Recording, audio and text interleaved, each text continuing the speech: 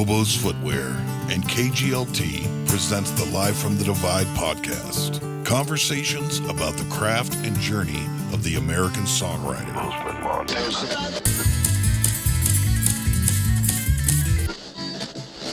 Play this tune wherever I go. Sing out, John. Better get your britches on.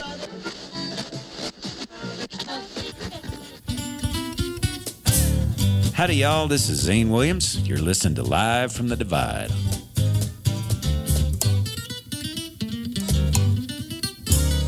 Hey guys, this is your host Jason Wickens, and this time on the Live from the Divide podcast, I'm sitting down with Zane Williams.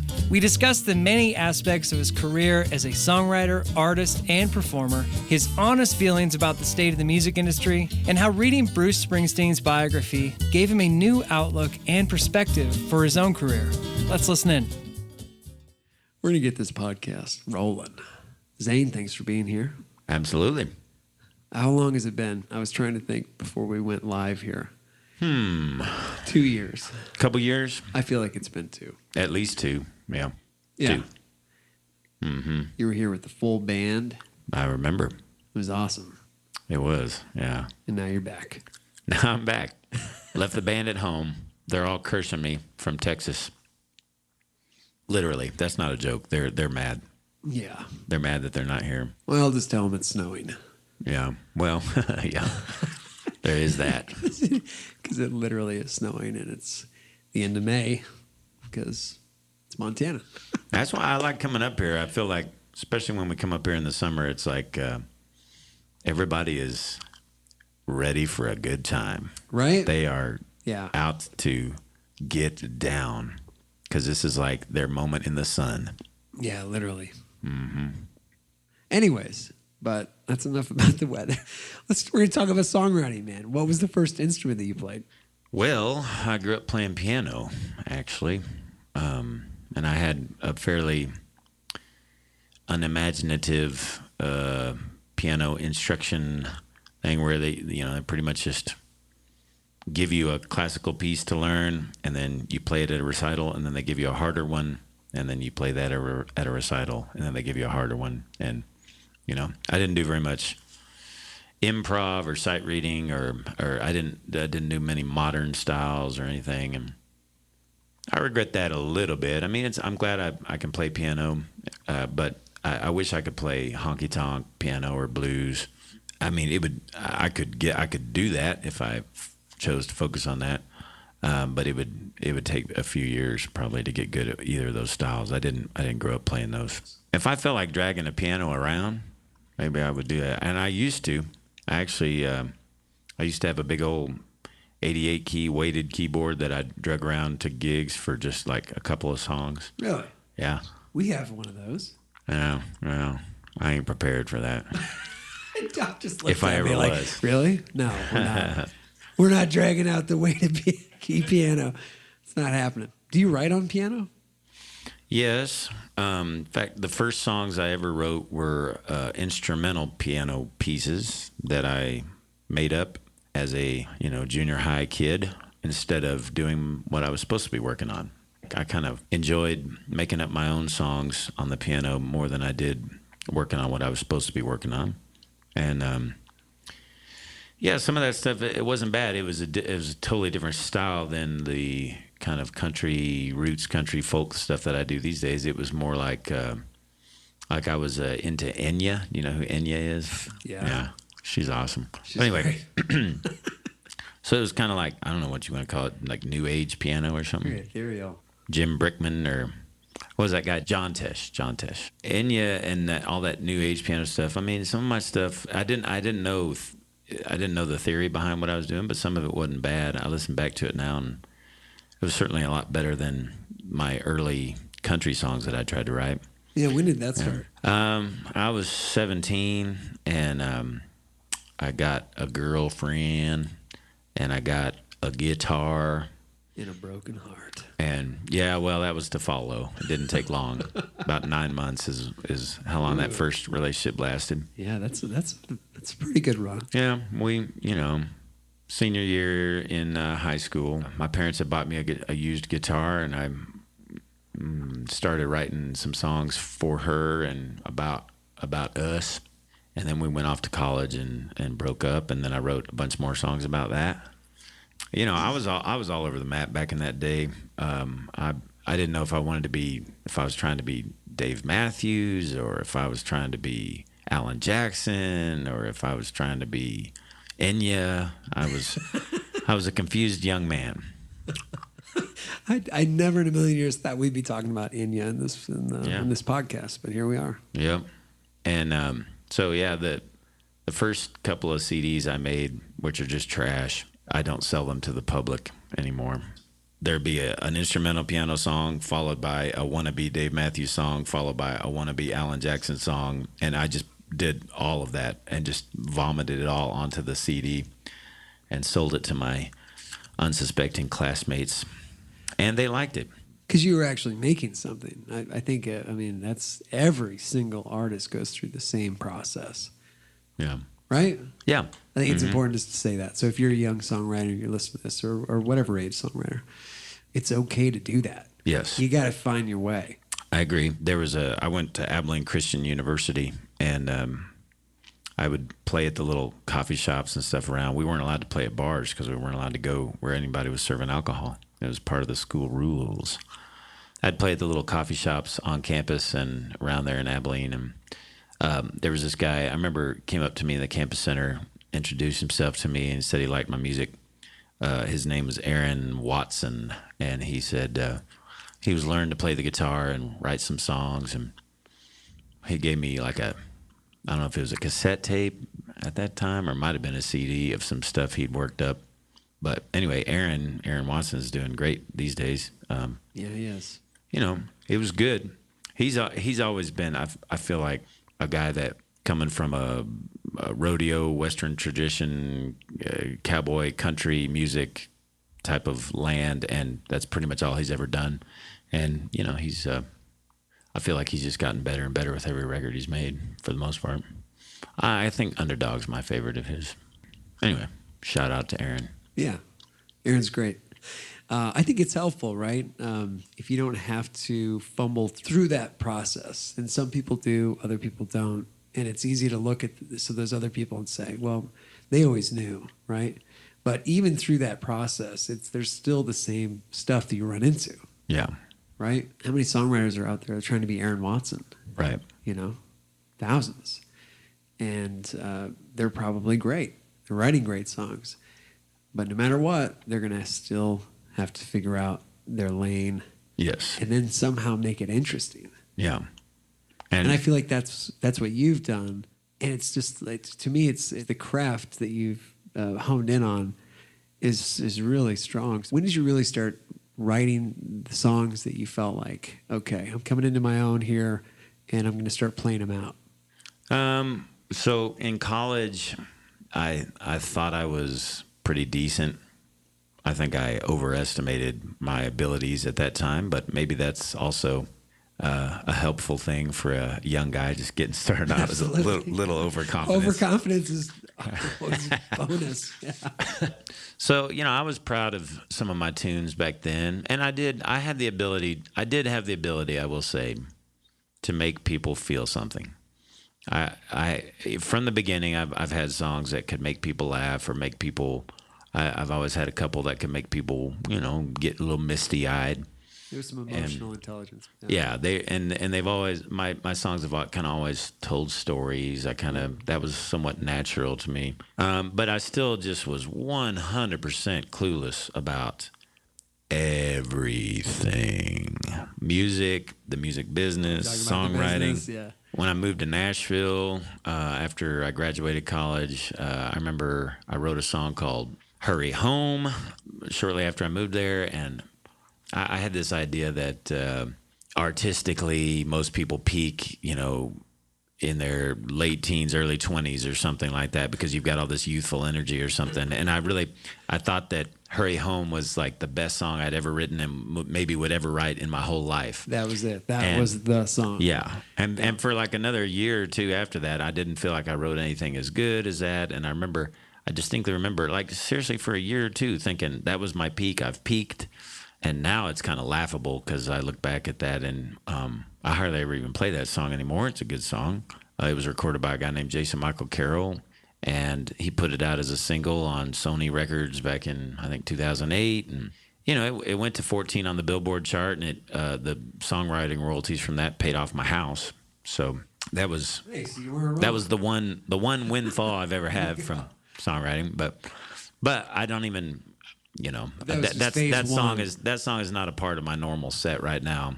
Nowadays, I'm 41, and I sort of I like to believe that my best music is still ahead of me.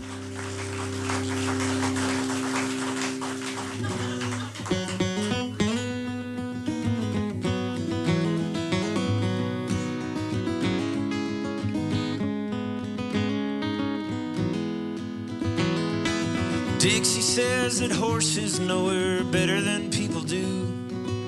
I've known Dixie 7 years, and I'd have to say it's true. Once my sweetheart, now the sweetheart of the rodeo. She heard the highway calling with the melting of the snow. And I tried, yes I tried to change her mind. Dixie darling, did you find what you were after? A greener pasture, a wilder blue. When I think about the things that really matter, I always wish that I had mattered more to you.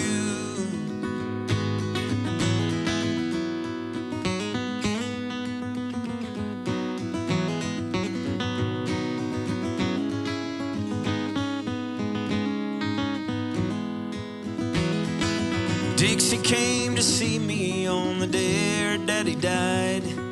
Green eyes full of thunder and the tears she hadn't cried. She asked if I would hold her, and I held her all that week, till she loaded up her saddle and she kissed me on the cheek. And I tried, yes I tried to change her mind. Dixie darling, did you find what you were after? A greener pasture, a wilder blue. When I think about the things that really matter, I always wish that I had mattered more to you.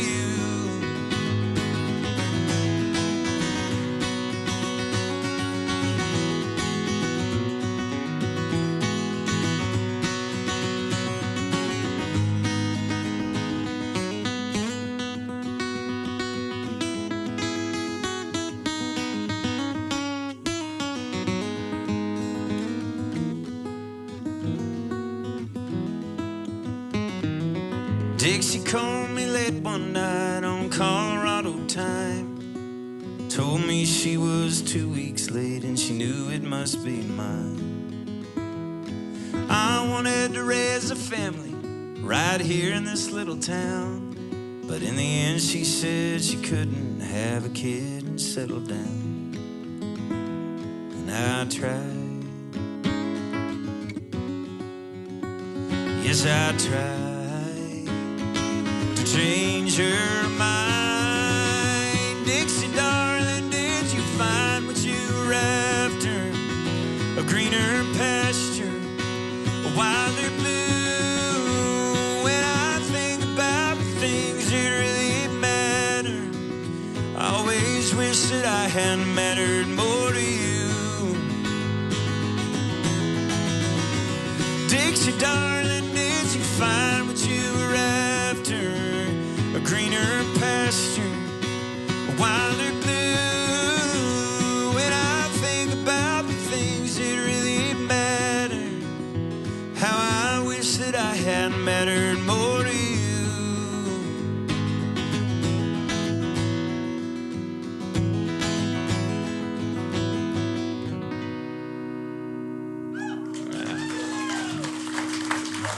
Yeah. Thank you.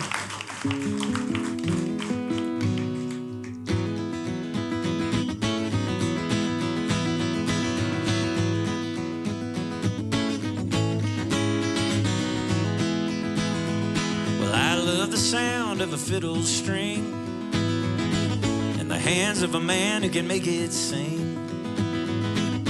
Playing that melody clear and sweet, it'll touch your heart and tickle your feet. When I hear that mandolin, it's like the voice of a good old friend. It takes me back to a simpler day, makes my troubles melt away. Whoa, let's get started. Who knows when we'll be parted? No time to be downhearted on this night. Let's play some good old music. My heart sure could use it. Live it up a little while we can. Playing in a back porch bluegrass band.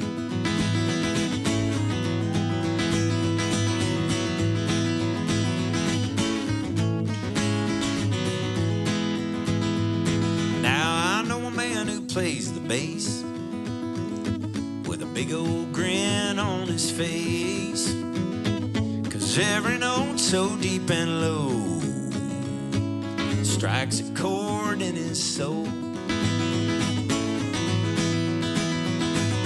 When I've had all I can bear of a life that isn't always fair, nothing sets my soul at ease like that high mountain harmony. Whoa, let's get started. Who knows when we'll be parted? No time to be downhearted on this night. Let's play some good old music. My heart sure could use it. Live it up a little while we can. Playing in a back porch bluegrass band. And when it's late, when the night has fallen, we can play with the katydids calling, and we'll know long after we're gone, they'll keep up the song, yeah. Dun, dun, dun, dun, dun. Whoa, let's get started. Who knows when we'll be parted? No time to be downhearted on this night. Let's play some good old music. My heart sure could use it. Live it up a little while we can. Playing in a one-man, live from the divide. Tea drinking, feather hat wearing, blue wannabe bluegrass band.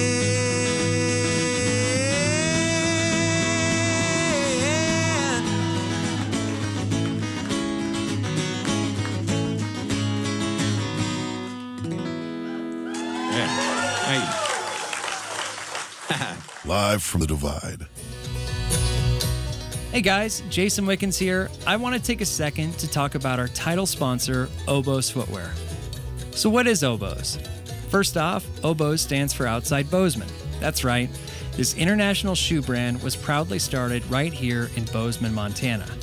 Not only are these shoes manufactured with premium material, but they plant a tree for every pair of Oboz sold. How cool is that? Here at Live from the Divide, we share like-minded values with Oboz, an appreciation for adventure, and a love for these wild places we call home. So that's it. Check them out at obozfootwear.com. That's O-B-O-Z footwear.com. Let's get back to the episode. It is true. There's this idea where you've got to make it, and you have this short amount of time, especially when you move to Nashville. I mean, is there anything more intimidating than moving to Nashville as a young songwriter? I always have a negative reaction to that, to pressure like that. I think there's just a part of me that wherever the happening scene is, I kind of want to do a 180 and go the opposite direction, which I don't think has really helped me in my career at all. But whatever sound that I have developed has been influenced by that, in the sense that I've always sort of had to walk my own lonely path, and you do, by doing that, you do sort of develop a certain skill set that that you might not have going the more mainstream route. But It's about the journey than the destination. yeah, And for the artists that want that, I right. think that's thing to consider as somebody who's thinking about doing this is that it's tough to know. And no one has the right answer. You know, if you want to be Zane Williams, you want to create music without without a committee, right? Without people trying to influence the artistic integrity, then do that. Yeah. They're all, viable paths. Yes, it takes all kinds, and I'm guilty sometimes of maybe being overly critical of the mainstream crowd, because I think a lot of those people that do that kind of music, that's who they are, and they're 100% living their truth, and singing about their truth, and here's the deal. I'm not super deep and artistic. I feel like I'm not a poet, although I have aspirations to continue getting better in that aspect of songwriting, but I've always I like a good mainstream song with a catchy chorus, and it just takes all kinds. And what I tell people to do if they're trying to get into the music business, just figure out who you are. You kind of have to listen to that still small voice inside you that's saying, I kind of prefer this over this other thing, or like, I know everybody's doing this, but you have to be passionate enough about music to be like, that's not good enough. I want this. It took me a long time to do that, because I'm a pretty easygoing guy, kind of a go with the flow. And if I get into a situation where everybody's like, hey, let's do this, I'm just kind of like, well, okay, maybe they probably know, and what they're suggesting is okay. I don't dislike it, so I'm like, okay, let's just go do that. And it's taken me a long time to sort of get to the point where I know what I like, and I also don't care enough about what other people think. I'm to the point where I'm just like, no, here's what I want to do. Let me do this. And I think some people reach that point when they're like 20 years old, but I didn't really reach that point till I was like 40 years old. Right. But I am at that point now. I don't really care anymore. The thing about music is that your income is determined by how popular you are, not how good you are. That's right. The only way that I know how to try to become more popular is by getting better at what I do. There's no guarantee that getting better at what I do will result in popularity. Right. It'll make me feel better about myself, and I am a believer that there is a certain level of goodness where you can't even really call it goodness anymore. It's really greatness. There's a certain level of greatness that can be reached where I think you're going to make a living and have a fan base because you're just that freaking great. That's right. Like a guy like Chris Stapleton or somebody, I feel like even back when he was doing the Steel Drivers or the other things that he has done, there's always been an audience of people that wanted to hear that dude sing because he's just that good. And he's only gotten better. And I just think that people should focus on their music and being passionate about being great. I read or I listened to the audiobook of Bruce Springsteen's autobiography, Born to Run. Yeah. And for one thing, that dude is, I wasn't super familiar with Bruce's music because I've been sort of tunnel visioned on country music for the last long time, and I didn't grow up. Anyway, point is, I read that book not necessarily because I'm a huge Bruce Springsteen fan, but just because I was just curious about his life as a musician and stuff. And he is a great storyteller. He's a really great writer. Yeah. The book is really well written, and on the audiobook, it's him reading it. So it's basically like your buddy Bruce sitting down with you and talking to you for 16 hours, about his whole life. And I don't know how he remembers all this stuff about his early childhood and stuff. I can't remember my childhood. Drink. Maybe he's just making it all up. I don't know. But point is that I was struck by how much of a stickler for music that guy was. Like, he didn't mind firing all his buddies in the band. He didn't mind they spent like a year on a record one time where they didn't tour. They lived in an apartment above the studio.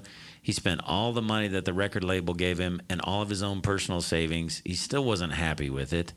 They went out and got some other producer to come in and, finally finished it up to their satisfaction and put it out after he was just completely broke. And it just seems to me like for him, it was art above all else, and that was challenging to me because I think a lot of times and he another thing about Bruce is he was always from the beginning shooting to be the voice of a generation, shooting to be genre defining, speak to the American story. That's the bar that he was putting for himself. And so many times I sit down, I'm just trying to write a song that I don't know, that maybe some people would dance to, or that that could be a good album cut on my next record or something. But I'm not necessarily thinking, but he was thinking in terms of Bob Dylan, the Rolling Stones. Grandiose. Yeah, I mean he was going for it all, and he wasn't gonna be content until he felt like he had gotten there. And I feel like looking back, I kind of wish I had had that fire, that kind of a fire in me earlier as a younger man to just hardcore pursue. And I did to an extent. I did in 2006. I made a record, and I had made like 3 or 4 records before that, and every single one of them,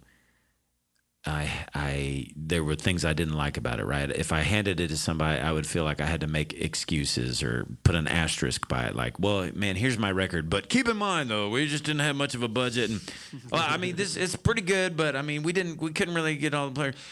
Here's my record, but I'd even recorded an album one time with a cold. This is freaking stupid. I can't believe how stupid I was.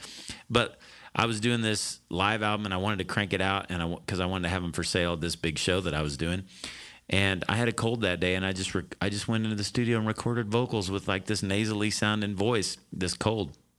In 2006, I was like, enough of that, dude. However long it takes, however much it costs, I want to make a record that I can give to somebody and not make any freaking excuses about it. It's just 100% a representation of the best that I am capable of and what I wanted to get across to the world. And it did take longer than I thought, and was more expensive than I thought. That's the point of your favorite music artists. Yeah, they make it look easy. That's the job, If you go see somebody that's great, you can get the impression that they just, pick up an instrument and just all these brilliant songs just fall out of them. And maybe they do because they've built up that toolkit over the last 20 years or whatever.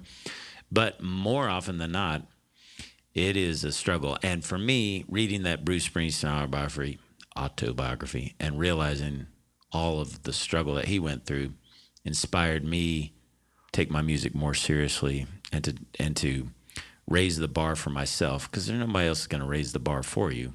And you never know what you're capable of until you keep raising that bar on yourself, And no one can do that for you either. Exactly, and that's why I'm hopeful that my best music is in front of me, because I think I'm taking it more seriously now than I ever have. And there is a certain energy and youthful drive and passion that you have when you're young that there's sort of a trade-off where, now I've been happily married for 18 years, so it's not like I'm hooking up and breaking up and going through all kinds of emotional turmoil or anything. And that stuff makes it easy, I think, to write love songs if you're falling in love for the first time or whatever. Yeah, you just have a different story to tell now. But yeah, these days you have a different story to tell, and the challenge for me is like how to use the tools that I've developed over time to like write something that's true to me, but that is also universal enough that maybe it tells a story that people can relate to. Bruce said something. I thought he said people don't come to a concert. He didn't think to be lectured or to be, preached at, but they do come to be reminded of,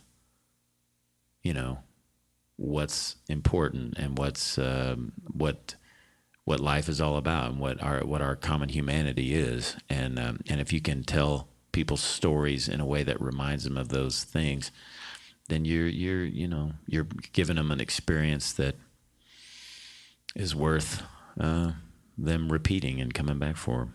Well, listen, man, thank you so much for sitting down and sharing your knowledge and insight. And we're just so happy to have you back, and sold out show tonight, so no big deal. No NBD. And no, it's just going to be a great night, man. So let's go eat some chicken. Yeah, sounds good. Thanks for putting this whole thing on, brother, man. You're doing a good job, doing a good thing. Sweet. Thank you. Woo woo.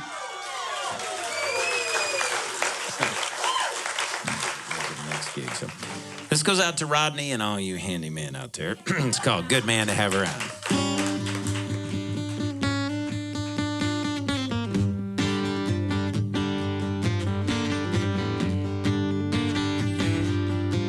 He drives an old Ford Bronco with a toolbox in the back. When it comes to fixing engines, well, I guess he's got the knack.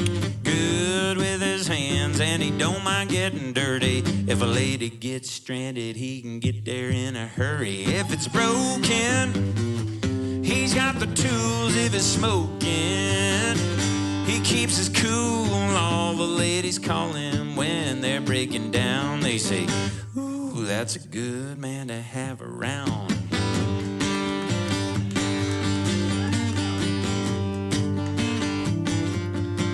Now if it's flat, he can jack it. If it's cracked, he can patch it. If it's running kinda rough and kicking up a racket, he can lube it up, tune it up, get her running good till she purrs like a kitten when he's underneath the hood. If it's broken, he's got the tools. If it's smoking, he keeps his cool. All the ladies call him when they're breaking down. They say, ooh, that's a good man to have around. He's a good man.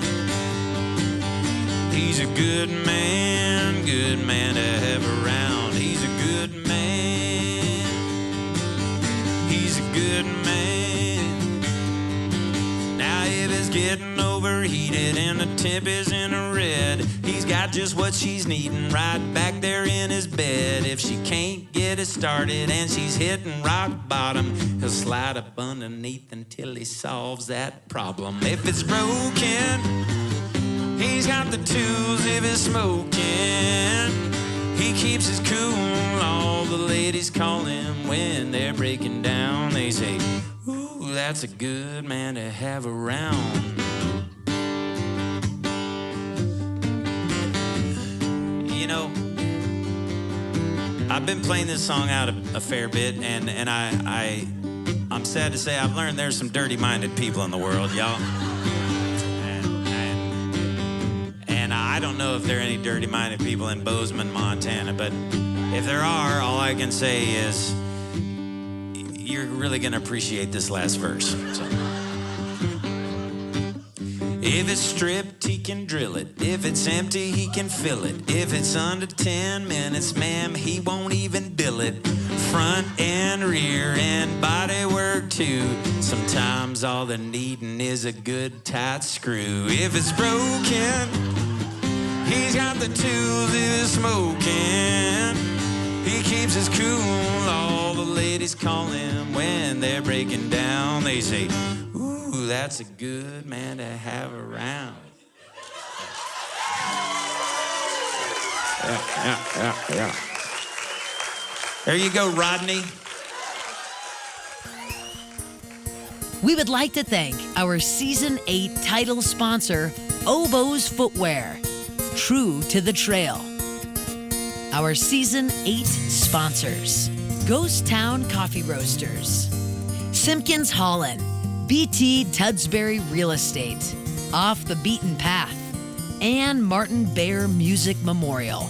Sageborn Natural Skincare, Mystery Ranch, Schedulicity, Denny Menholt Honda, Old Saloon, Classic Inc., Slam, the Gallatin History Museum. Live from the Divide would not be possible without the support of Music Villa and Bozeman Spirits Distillery. We would also like to thank our local supporters, Bridger Brewing, Dean's Zesty Booch, KGLT, and the media station. Befriend us on Facebook. For more information, streaming music, and to check out our events calendar, visit livefromthedivide.com. Live from the Divide outro theme music performed by Tommy Emmanuel.